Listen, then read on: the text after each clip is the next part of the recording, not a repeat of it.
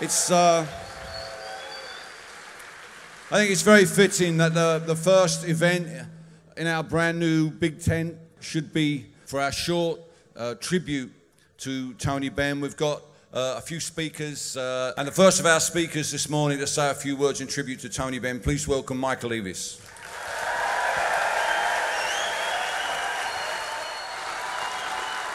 Tony Benn's been coming here for 12 years.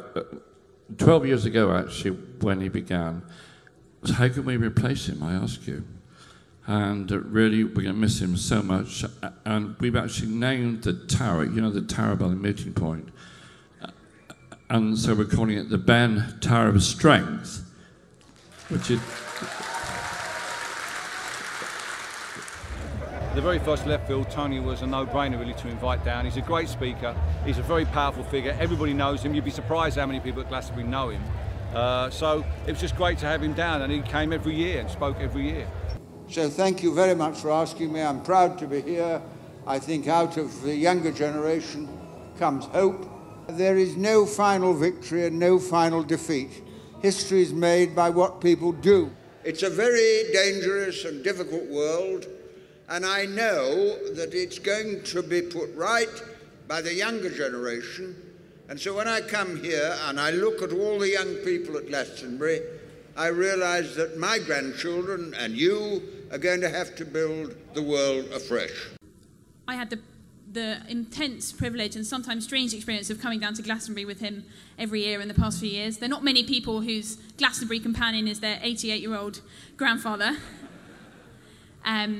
Luckily, he was just here for the day, so I could experience the rest of the festival while he wasn't here and then be sensible just for the 6 hours that I was with him.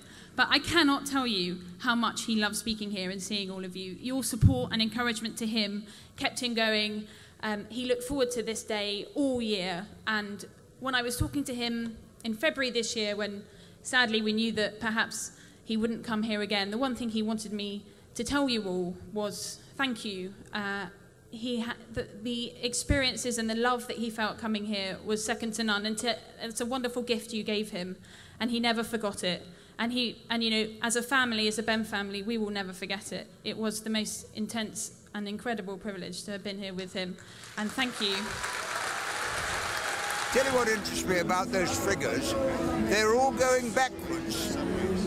And yet by going backwards, they're making progress. So you think the working class movement is in retreat, but actually they're pulling the rope that changes things.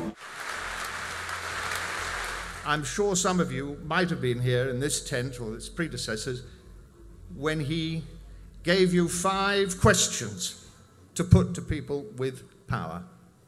They were very simple. First, what power do you have? Secondly, where did you get it? Thirdly, in whose interests do you exercise it? Fourthly, to whom are you accountable? And fifth, how do we get rid of you?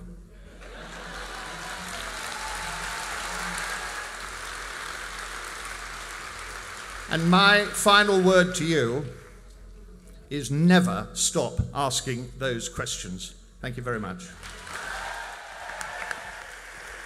The great thing about Tony was he would remind you that you weren't the first bunch of people to be fighting this fight, that others before you have struggled on this issue, and they have won, and so you can win too. All progress comes from underneath, from the people who do something. And if you get out of Glastonbury what I get, you'll realise when you go away, the responsibility is on us to do what has to be done. And by God, if you do it, there's no power on earth can stop us. Thank you very much for listening.